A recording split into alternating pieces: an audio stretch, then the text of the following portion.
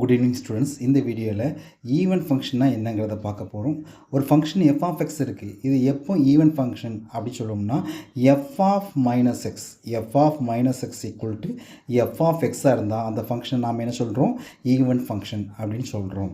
அதாவது F of எக்ஸுங்கிற ஃபங்க்ஷனில் எக்ஸுக்கு பதிலாக மைனஸ் எக்ஸ் போட்டாலும் அது எஃப் ஆஃப் எக்ஸாகவே இருந்தால் அதை என்ன சொல்கிறோம்? நம்ம ஈவன் ஃபங்க்ஷன் அப்படின்னு சொல்கிறோம். இங்கே எக்ஸாம்பிளாக பாருங்கள், ஒரு ஃபங்க்ஷன் எஃப் ஆஃப் எக்ஸ் எடுத்துக்கிறேன். இது ஈவன் ஃபங்க்ஷனா அப்படிங்கிறத நம்ம செக் பண்ணுறோம். F of X equal to X power 4 + 2x² இந்த மாதிரி இருக்குது. இதில் என்ன பண்ணுறோன்னா எக்ஸுக்கு பதிலாக மைனஸ் எக்ஸ் போடுறோம்.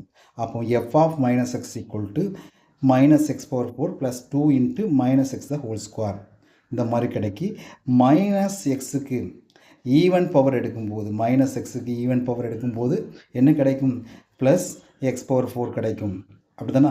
மைனஸ் எக்ஸுக்கு ஈவன் பவராக 4 இருக்குது, அப்போ எக்ஸ் பவர் 4 கிடைக்கும். அதே மாதிரி இங்கே மைனஸ் எக்ஸுக்கு ஈவன் பவர் இருக்குது, அப்போ x² தான் கிடைக்கும். ஓகேவா? அப்போ ஃபைனலாக நமக்கு F of minus X equal to X power 4 + 2x² கிடைக்கும். இதுக்கு அடுத்த ஸ்டெப்பில் பார்த்தீங்கன்னா எக்ஸ் பவர் 4 + 2x², இதுக்கு பதில் என்ன யூஸ் பண்ணிக்கலாம்? எஃப் ஆஃப் எக்ஸ்னு யூஸ் பண்ணிக்கலாமா? அப்போ F of minus X equal to F of X இந்த மாதிரி கிடைக்கும். F of minus X equal to F of எக்ஸாக இருந்தால் என்ன சொல்லலாம்? எஃப் இஸ் ஈவன் ஃபங்க்ஷன் சொல்லலாமா?